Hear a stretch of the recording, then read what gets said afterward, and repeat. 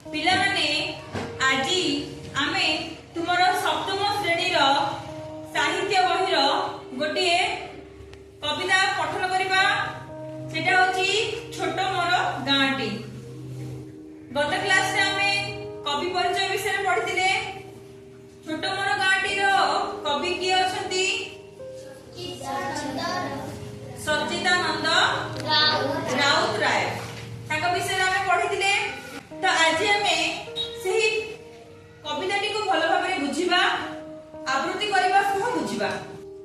छोटो मोर गांटी, छोटो मोर गांटी, भूगोल पोथी पतरे पछे, भूगोल पोथी पतरे पछे न थाउ तार नाटी।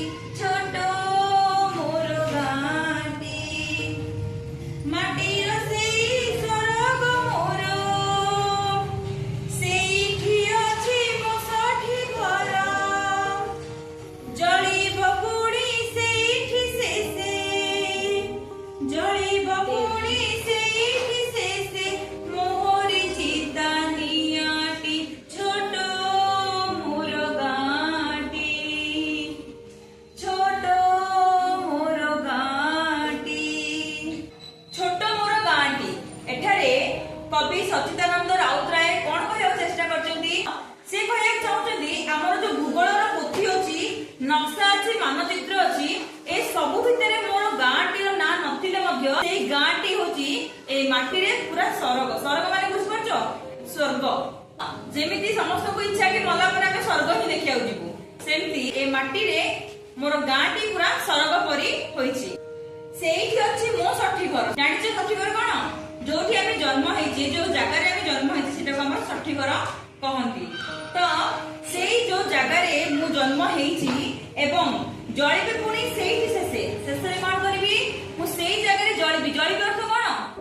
जेतले मु मरि जिबी सेतले जेतले मते पोड़ा हबो त मते मोरी गां रे ही मते पोड़ा जाऊ। सेटा एटा कहार इच्छा? कविंकर इच्छा। द्वितीय पद पढिबा।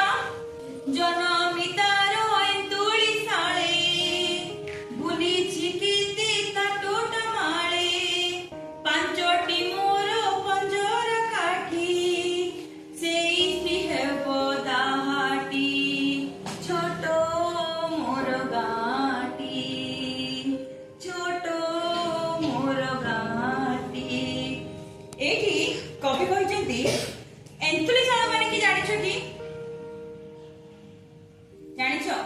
जोडी जोडी शिशुटी जन्म निये से जो कोठरीटी को एंतुळीशाळ कहंती। कोन कहंती?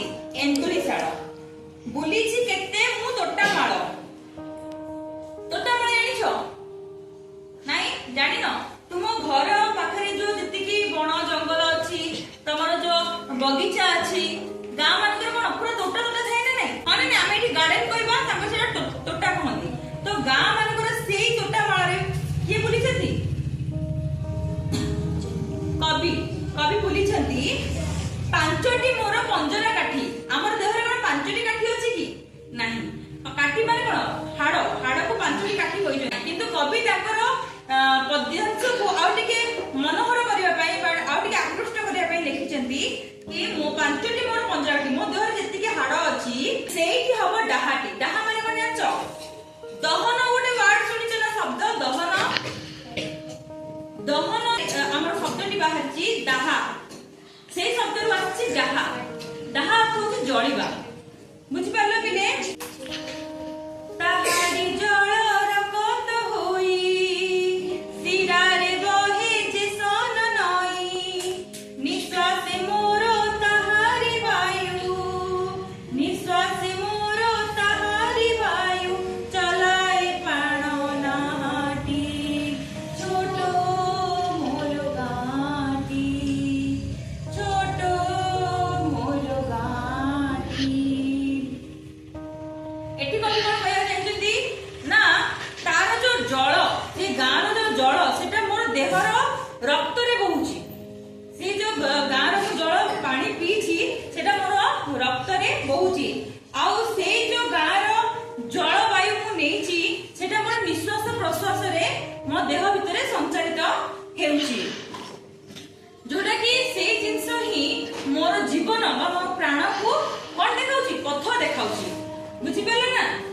এইটা হচ্ছে কোন মোর ছোট গাঁটি।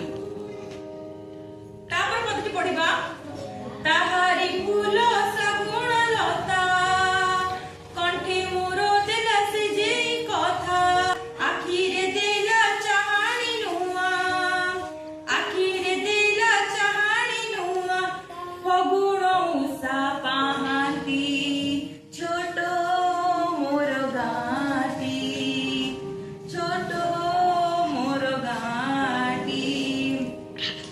এଠାରେ কবি କହିବାକୁ ଚାହିଁଛନ୍ତି ସେହି ଗାଁର ଯୋଉ ଫୁଲ ଆଉ ଲତା ସେଇ ଗାଁର ଯୋଉ ଫୁଲ ଆଉ ଲତା ଅଛି ସେଟା କଣ କରେ ନା ମୋ କଣ୍ଠରେ କଥା ଦେଇଛି। ସେଇ ଛୋଟ ପିଲା ବେଳେ ସେଇ ଫୁଲ ଗୁଡା ଦେଖି ମୁଁ ବଡ ହେଇଛି ମାନେ ନାଇଁ। ତାପରେ ସେଇ ଗାଁର ଫଗୁଣ ଉଷା ଉଷା ମାନେ ଜାଣିଛ ସକାଳର ପ୍ରଭାତ ହଁ ଫଗୁଣ ମାସର ଯୋଉ ପ୍ରଭାତର ଯୋଉ ଦୃଶ୍ୟ ସେଟା କଣ କରିଛି ନା ମତେ ଆଖିରେ ଧୂଆଁ ଚାହାଣି ଦେଇଛି। ବୁଝିପାରିଲ ନା? ତ ଏଇ ହଉଛି ମୋର ଛୋଟ ଗାଁଟି ଯୋଉଠି କି ମୁଁ କଣ କରିଛି କଥା କହି ଶିଖିଛି ଜୀବନ ଜୀଇବା କଥା ସେଠାରେ ମଧ୍ୟ ମତେ ପଥ ଦେଖାଇଛି। କିଏ ଦେଖାଇଛି? ଛୋଟ ମୋର ଏଇ ଗାଁଟି। ତାପରେ ପଦଟି ପଢିବା ତାହାରି ଲତା ତାହାରି ବଣ ତା ଗାଈ ଗୋଟ ମୁରଲି ସ୍ୱନ ଫସଲ କଟା ମଧୁର ଗାନ ଫସଲ କଟା ମଧୁର ଗାନ ସକଳ ମୋର ସାହାଟି ଛୋଟ ମୋର ଗାଁଟି ଛୋଟ ମୋର ଗାଁଟି।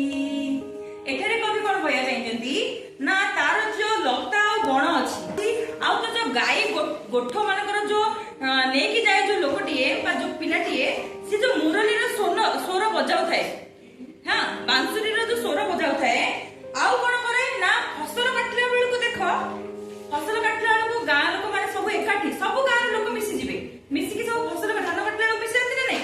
ଆଉ ସେଠି ମିଶିକି ସେମାନେ କଣ କରନ୍ତି ହସ ପ୍ରମାଦ କରନ୍ତି ଆଉ ଭଲ ଭଲ ଗୀତ ଗାଆନ୍ତି। ତ ସେଇ ସବୁ ଜିନିଷ ସ୍ୱର କଣ କରେ ସକଳ ମୋର ସାହାଟି ମାନେ ମୋ ଜୀବନର ରାହା ପଥ ସେ ହିଁ ଦେଖାଉଛି। ଏଇଟା ମତେ ଜୀବନରେ ବଞ୍ଚିବା ପାଇଁ ରାହା ଦେଖାଉଛି। କୋଉଠି? ଏଇ ମୋର ଛୋଟ ଗାଁଟିରେ। ତାପରେ ପଦ ପଢିବା ଆଲୁଅ ତାର କି ମନୋହର ଅନ୍ଧାର ତା ଠାରୁ ଭଲ ଜୀବନ ପଥେ ସକଳ ତାର ଜୀବନ ପଥେ ସକଳ ତାର ବିଟାଏ ନୂଆ ରାହାଟି ଛୋଟ ମୋର ଗାଁଟି ଛୋଟ ମୋର ଗାଁଟି। ଦେଖ ପିଲେ ଏଠାରେ କବି କଣ କହିବାକୁ ଚାହିଁଛନ୍ତି ନା ତୁମ ଗାଁରେ ମଧ୍ୟ ଲାଇଟ ତ ସମସ୍ତଙ୍କ ଘରେ ଏବେ ସମସ୍ତଙ୍କ ଘରେ ହେଇଗଲାଣି କିନ୍ତୁ ଆଗରେ କଣ ହଉଥିଲା ଏତେ ଲାଇଟ ନଥିଲା। ଲାଇଟ ସିଷ୍ଟମ ଥିଲା କି ଇଲେକ୍ଟ୍ରିକ ସିଷ୍ଟମ ଥିଲା କି ନଥିଲା। ତ କଣ ହଉଥିଲା ନା ଗାଁ ମାନଙ୍କରେ ଯେହେତୁ ଲାଇଟ ନଥିଲା ତ ଅନ୍ଧାର ହେଲେ ଲୋକ କଣ କରିବେ ଶୀଘ୍ର ଶୀଘ୍ର ରୋଷେଇ ସାରି ଦଉଥିଲେ। ଘର ଗାଁର ମା ମାଉସୀ ଛୋଟ ପିଲାମାନେ ସବୁ କଣ କରୁଥିଲେ ମା ମାଉସୀ ମାନେ ଗୋଟେ ପାଖରେ ରୁଣ୍ଡ ହେଇକି ବସି କଥାବାର୍ତ୍ତା ହଉଥିବେ ଛୋଟ ପିଲାମାନେ ତାଙ୍କ ଖେଳା ଖେଳି କରନ୍ତି। ତାପରେ ସବୁ ଯେତେବେଳେ ହାଲିଆ ହେଇଯାନ୍ତି ଖାଇ ପିଇକି ଶୋଇ ପଡନ୍ତି। କିନ୍ତୁ ଏବେ ଆଉ ସେ ଜିନିଷ ଅଛି କି ନାହିଁ? ସେ ଜିନିଷ ଦେଖିବାକୁ ପାଉଛି କି ନା? କେହି କାହା ଘରୁ ଆମେ ବାହାରୁ ହିଁ ନାହିଁ। ଆଲୁଅ ଅର୍ଥ କଣ ଯେତେବେଳେ ସୂର୍ଯ୍ୟ କିରଣ ପଡୁଥିଲା ସେତେବେଳେ ଲୋକ ଯେ ଯାହାର କାମ କରୁଥିଲେ। ଯେତେବେଳେ ଅନ୍ଧାର ଥିଲା ସବୁ କାମ ସାରିକି ଗୋଟେ ପାଖରେ ସମସ୍ତେ ବସି କଥାବାର୍ତ୍ତା ହଉଥିଲେ। ତ ସେତେବେଳେ କବି କହିଛନ୍ତି ତାଙ୍କ ଗାଁର ଆଲୁଅ ଯେତିକି ମନୋହର ମାନେ ଯେତିକି ସୁନ୍ଦର ଅନ୍ଧାର ମଧ୍ୟ ତାଠୁ ଅଧିକ ସୁନ୍ଦର। ବୁଝିଲେ ନା? ଏଇ ସବୁ ଜିନିଷ ଜୀବନର ସକଳ ପଥକୁ ରାହା ଆମକୁ ଦେଖାଉଛି। କୋଉଠି? ଏଇ ଛୋଟ ମୋର ଗାଁଟିରେ।